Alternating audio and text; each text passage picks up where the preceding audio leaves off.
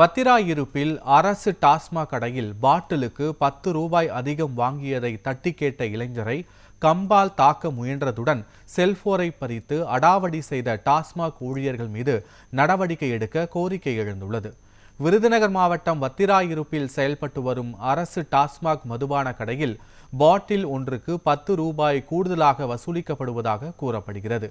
இதை தட்டி கேட்ட இளைஞர் மதுபானத்தின் உண்மையான விலையை கேட்டபோது அங்கிருந்த ஊழியர்கள் பதில் சொல்ல மறுத்ததுடன் கம்பால் தாக்க முயன்றதாகவும் கூறப்படுகிறது. மேலும் வீடியோ பதிவு செய்த இளைஞரின் செல்போனை பறித்து மிரட்டிய சம்பவம் அதிர்ச்சியை ஏற்படுத்தியுள்ளது. இந்த சம்பவத்தின் வீடியோ தற்போது சமூக வலைதளங்களில் வைரலாகி வருகிறது. தாக்குதல் நடத்த முயன்ற டாஸ்மாக் ஊழியர்கள் மீது உரிய நடவடிக்கை எடுக்க வேண்டும் என கோரிக்கை எழுந்துள்ளது.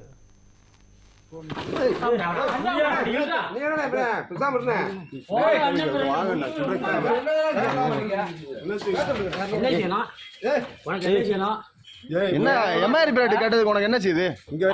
எம்ஆர்பி ரேட் கேட்டதுக்கு இல்ல எம்ஆர்பி ரேட் கேட்டதுக்கு ரேட் கேட்டதுக்கு உங்களுக்கு என்ன செய்யுது? ஏக்கு அடிக்க வரீங்க? யாருமே அடிக்கல, உனக்கு அடிக்கல.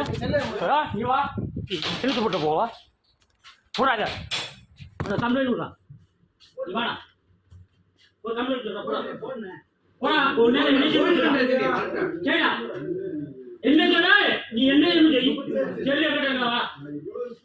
வா, யாத்தை எப்படி ஜவுண்டு விடுறா?